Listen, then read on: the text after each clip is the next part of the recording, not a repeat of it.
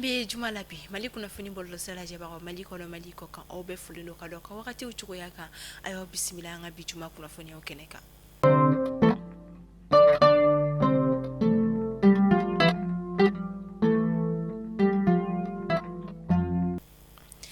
kuna foni damnela kunungo alamsa shuka duje bi shumala okera mauludu la nyana maili anga jamana konala mina salama ya dina tigina mawkoni wulika joba okeni okera ni sarakati boye ani wajul kena usigiriye anga jamana fanta annani balajara lefe kasangani o mauludu okumu konona ye stade 26 marsi konala ni mina anga jamana o conseil nyama ba alika mauludu kena biski ni uye asir Sherif Usmani Madani Haidara ye anga o jawlaje Kami kɛnɛ min kan Seydou Rusulu bangeni kɛnɛ do n'a bɛ fɔ a ma an fɛ yan ko mawuludu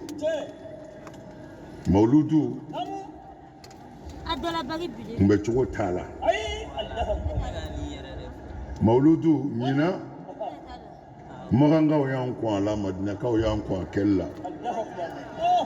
u tilala ka papiye bɔ k'a jɛnsɛn diɲɛ bɛɛ kɔnɔ ko an ka mawuludu kɛ a bɔra Maka de ko ɲinɛnta ko an k'o bila ɲumanya hukumu kɔnɔ ani dɛsɛbaatɔw dɛmɛ mais an yɛrɛ fɛ yan an ka ɲinɛ mawuludukɛla bɛɛ jɛra ka réunion kɛ u bɛnna min kan ko an ka ŋaniya ɲuman sin jamana ma ni dugawu ye o kɔfɛ an ka silamɛw ni maliyɛnw wele ka na bɛn ni kelenya ma ani yafa ɲɔgɔn ma o kɔfɛ ko ka wele da an yɛrɛ ye a n'an ka faamaw ye ni laadiriya ye ani tilennenya lakana ko bina kuka kasangani Algeria jamana keli ka anga jamana fintikla ka ka duruni do koni lajigi mi yere kala anga jamana dugukolo ka akrasawe ka duruni yere koni nche o konyo be sena alibi o kama kunungo alamsa septembre kalo klinani anga jamana nyama ya so koni tala plainte déposée cour internationale de justice o koni nyakoro minna la yinete do were ko Algeria jamana koni waliamita ka anga jamana segere ajota la ajote surunya ka kala ubita uka haka yini femi cour international de justice yere yorola barako bina ko ka femi fonction publique agent munu yere konbi bara la fonction publique konna la kasoro uka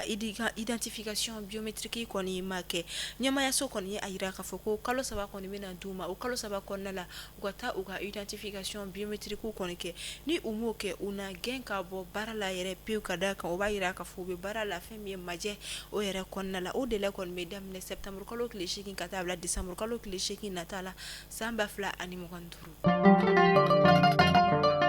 Ulia dugumimbieni abifo oma ko solenta ni ulube bafula be maraplo konnala kasangani ni dugu ko fele Senegal ko boli kadama kashile ke ko kasabu kon ke ton sugu ya do kon jigne do uka furo konnala mimeka uka sumasi na ni umbela tiralen kon nche ni akumina sa ke sa we ka uka samyo chugo ya bela tiralen nche ubulu mina we wule da kan bla kata marabulu nyama ani mamunu ka bara beneno kunya nunu nyana bolima o kara sababu yeni marabulu nyama we fere kon soro wunna ni fere mi ore kon ni femi 4 bidon ni mi 20 litres bidon nani ɲɔgɔn bonyan ko produit do be ke akono ka asiki furu konna la mi mena ke sabu ka fɛn ma nunu yɛrɛ kɔni la sama kana bidon yɛrɛ nɔfɛ n'o kɛra kuma min na o be se ka kɛ u bɛɛ lajɛlen sira turu ni sababu ye a yɛrɛ la ka fɔ ko o bidon nani kɔni be se ka hectare kelen bonyan ko de ta wa a be u bɛɛ lajɛlen faga ka bɔ yen nɔ heure 48 kɔnɔna la kunnafoniya carila sɛnɛkɛla dɔ yɛrɛ kɔni fɛ a ye walawalali nunu di min yɛrɛ la u y'u ka nisɔndiyaw yɛrɛ fana yira ka sanga ni fɛɛrɛ sɔrɔli u ka dekun na Bajangara marabolo mi beno ko jalasagu konna la ami wakati mine ko sisan olu kon tega se ka sugu jɔ kada ka jalasagu sugu yɛrɛ konna la sanji kɔni walankata la kɔsɔbɛ mina jiba yɛrɛ jɔla sugu kɔnɔnaw la ka gakɔrɔlaw bɛɛ lajɛlen minɛ o kɛlen sababu ye ni feerekɛlaw se ka taa feere kɛ kuma tɛ sannikɛlaw fana k'a fɔ k'u bɛ taa sanni kɛ Segu marabolo kɔnɔna la a dugu minnu bɛ tali kɛ tamani fo ka taa se kɔnɔdimini ani sebugu la olu kɔni dusuma kasayalen don kosɛbɛ ka sabu kɔni kɛ ni ji yɛlɛliba yɛrɛ o ye an dun bɛ samiya kɔnɔna la fɛn min ye ni dugu kofɔlen maaw ye a yira k'a fɔ ka sanga ni ji yɛrɛ kɔni yɛlɛli ye baw kɔnɔna la a bɛ ka degunba se u ma ka d'a kan jɛgɛw kɔni dɔgɔyara ji kɔnɔna la wa hali mɔni yɛrɛ fɛnɛ ma nɔgɔn ba kɔnɔnaw la min yɛrɛ kɔni bɛ ka u ka dugu sɔrɔda dɔ datugu kosɛbɛ. A ye si kunnafoniyaw kɔnɔna la ka sanga ni lakanabaliya o koɲɛw ye fɛn min ye koro dugu o kɔnɔna la Burkina jamanaden caman kɔni jiginna yen nɔ tuguni min yɛrɛ kɔni jama ka ca kosɛbɛ ka sanga ni karido ye utukalo tile 31 a bɛ taa denbaya 100 bɔɲanko la minnu bisimilala koro marabolo kɔnɔna la wa n'u sera ka enregistrer wa o ma kɛ a bannen a yirala k'a fɔ kɔsa fɛ tuguni maa dɔw fɛnɛ nana ka na jigin dugu kɔnɔ ni o bɛ tali kɛ Mene fo ka taa se Bogole fo ka taa se Pela olu ma minnu bɛ Yatenga marabolo fɛnɛ kɔnɔna la a yirala k'a fɔ a bɛ taa denbaya 265 bɔɲanko walima maa 1509 bɔɲanko minnu yɛrɛla a fanba ye musolakaw ani denmisɛnninlakaw olu ye olu de fɛnɛ ka enregistrement bɛ senna minnu nana kura ye ka bɔ Burkina Faso jamana kɔnɔ ka na Ɲanimadogo la koro dugu o kɔnɔna la ka sanga ni CNCR ale ka ɲɛfɔli a y'a yira k'a fɔ ko heure 24 kɔnɔ maakulu caman de kɔni suru la min yɛrɛ kɔni bɛ ka kɛ kamanagankoba ye marabolo ɲɛmaaw bolo kosɛbɛ yala u bɛna se ka u bolo don ni maa bɛɛ kɔrɔ ka se k'u ka u tɔbɔtɔ ka bila connexion ɲuman olu kɔnɔna la cogoya min na o la ka sanga ni tɛnɛndon ye septembre kalo tile fɔlɔ a yirala k'a fɔ makura minnu nana olu ka enregistrement bɛ sen na nka an bɛ wagati min na i ko sisan déplacé mɔgɔ hakɛ min bɛ koro marabolo kɔnɔna la minnu bɔra Burkina jamana na o de bɛ taa maa 87,317 bɔɲanko minnu ka enregistrement sera ka kɛ o bɛna fara koro duguden ka duguden min ye maa 100,400 bɔɲanko ye. San o san a bɛ taa mɔgɔ 1000 bɔɲanko la cancer de prostate bana bɛ ye mɔgɔ minnu na an ka jamana kɔnɔna la min yɛrɛ bana kɔni lawaralen don kosɛbɛ cɛ bana kunda a bɛ taa i jɔ fɔ bana sabanan okumu de kɔnɔna la bana min kɛlen don ka cɛw sɛgɛn kosɛbɛ wa n'i ye a ta k'a lajɛ ensemble yɛrɛ kɔnɔna la a bɛna i jɔ jɔyɔrɔ 4nan de la bana min fɛnɛ kɛlen don ka lawara kosɛbɛ an ka jamana o kɔnɔna la nka ka sanga ni spécialiste minnu ye bana yɛrɛ ɲɔdɔnbagaw ka ɲɛfɔli u ye a yira k'a fɔ ni prise en charge ɲumanw kɛla ani ka fɛɛrɛ ɲumanw kɔni sabati bana min don a bɛ se ka furakɛ wa a bɛ se ka si latunu. An bɛ wagati min na i ko sisan jabɛti bana yɛrɛ kɔni ɲɔ bɛ ka ɲa kosɛbɛ an ka jamana kɔnɔna la ka d'a kan san 2024 na sɛgɛsɛgɛliw ye a yira k'a fɔ ko a bɛ taa maa 300,000 ba 50 ani ba 70 bɔɲanko jabɛti bana yira mɔgɔ minnu na an ka jamana o kɔnɔna la minnu si bɛ a ta sanji 20 ka taa bila sanji 79 la. Ni communiqué yɛrɛ dira FIDI yɛrɛ fɛ ni o ye Fédération Internationale du Diabète min ye fédération ba min sigilen don jabɛti bana koɲɛw ma. Farikolo ɲɛnajɛ bina k'u ka an ka jamana samatasɛgɛw kɔni sebagaya ba kɔni sɔrɔ Comore jamana kan ka sanga ni Coupe du Monde éliminatoire 7e journée yɛrɛ kɔni ye min na u kɔni 3-0 kɔni kɛ Comore jamana na min kɛra nisɔndiyaba ko ye an ka jamana samatasɛgɛw fɛ. Farikolo ɲɛnajɛ bina k'u ka hali bi ka sanga ni Coupe du Monde ale ye san 2026 ta Argentine jamana ni Venezuela jamana ye ɲɔgɔn sɔrɔ kunungo terrain sanfɛ alamisadon su ka dugu jɛ bi juma la min yɛrɛ la match la Argentine jamana ye sebagaya sɔrɔ fɛn min na u ka jamana dolacilaba Lionel Messi ale kun bɛ terrain kan ka sanga ni matchw banni ye Lionel Messi a kɔni ye a yira k'a fɔ ko nin bɛna kɛ ale ka match laban ye Argentine jamana o dugukolo sanfɛ min yɛrɛ kɔni kɛra nisɔndiya ani ka dɔn k'a fɔ deli fara olu ɲɛjiw caman bɔli ye.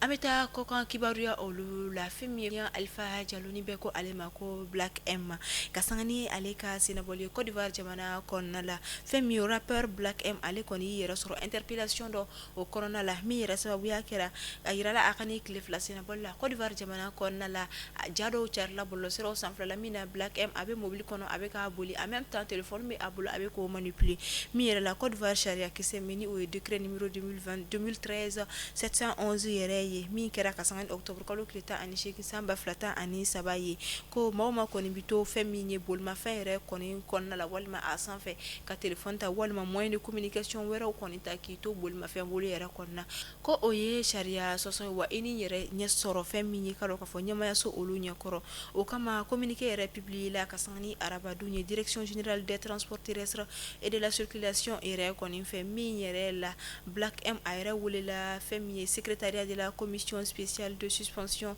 et de retrait du permis de conduire min yɛrɛ la waleya dɔ bɛ se ka kɛ sababu ye k'i ka permis de conduire yɛrɛ kɔni minɛ la a y'i yɛrɛ sɔrɔ olu ɲɛkɔrɔ o kama mardi nata septembre kalo tile 9 a kan ka taga i ka dɔn k'a fɔ nin ɲɛmayaso in yɛrɛ ɲɛkɔrɔ min na a wajibiyalen don maa kofɔlen yɛrɛ kan a ka taa i yɛrɛ sɔrɔ o kɛnɛ kan fana walasa ɲɛfɔliw ka se ka k'a ye wa ko tɔ minnu kan ka se ka kɛ olu ka dɔn.